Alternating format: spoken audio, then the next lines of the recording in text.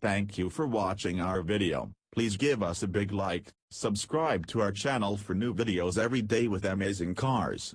Leave us your opinion in the comment section on the video. Thank you. With or without industry competitors and government regulators, Toyota says it will forge ahead and start rolling out a long-known safety technology in new vehicles it sells in the United States, even if it is not fully useful until everyone gets on board. Starting in 2021, the automaker says it will begin deploying technology that enables real-time communications between cars and other road users. These connected car systems will send messages that warn motorists of imminent collisions, changing road conditions, and other traffic hazards. Eventually, they could provide information to automated driving systems. We can help drivers realize a future with zero fatalities from crashes, better traffic flow, and less congestion, said Jim Lentz, Chief Executive Officer of Toyota Motor North America. Bold move. Although the underlying technology dedicated short-range communications, DSRC has been developed and vetted for more than a decade, there is disagreement throughout the industry on whether DSRC-based communications are the long-term answer for transmitting these messages. Cellular technology that is less established but also available now, and ostensibly going to get better with the coming introduction of 5G, is favored as a conduit for these safety communications by a growing number of automotive and tech companies. The choice between the two technologies is crucial, because the more widely these systems are deployed over time, the more effective they become. A vehicle cannot receive a warning message from a car entering an upcoming intersection, for example, if the other car is not equipped with the same system. A split in market approaches throughout the industry would likely render both systems less effective. In the waning days of the Obama administration, the federal government proposed rules that would mandate the DSRC approach, even to achieve the critical mass of users necessary to make this all worthwhile. But to date, the current Department of Transportation administration has not acted upon that proposal. It remains in limbo. Cars could converse soon. Which is why Toyota's decision to move forward carries both weight and risk.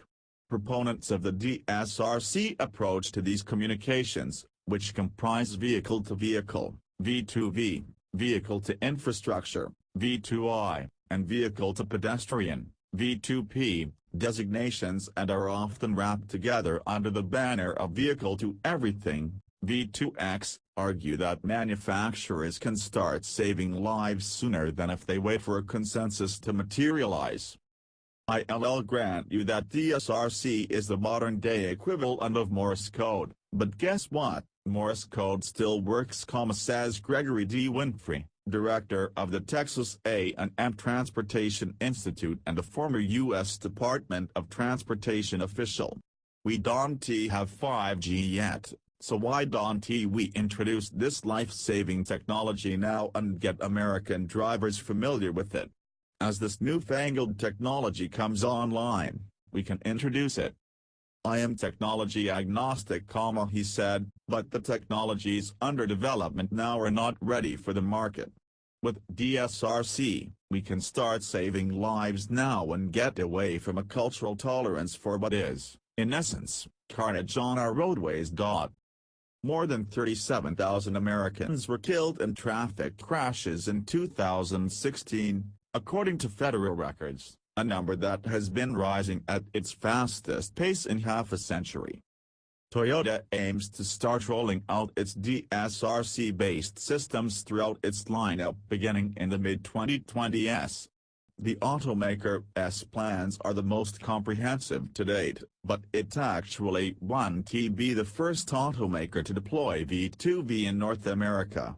General Motors has equipped certain Cadillac CTS sedans with V2V systems, and in 2017, Volkswagen unveiled plans to start using DSRC-based connected systems in Europe.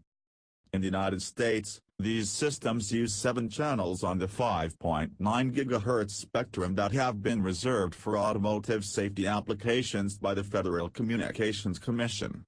For now, these systems will transmit messages that serve as warnings to motorists. Vehicle systems will not take action on their own based on the V2X inputs.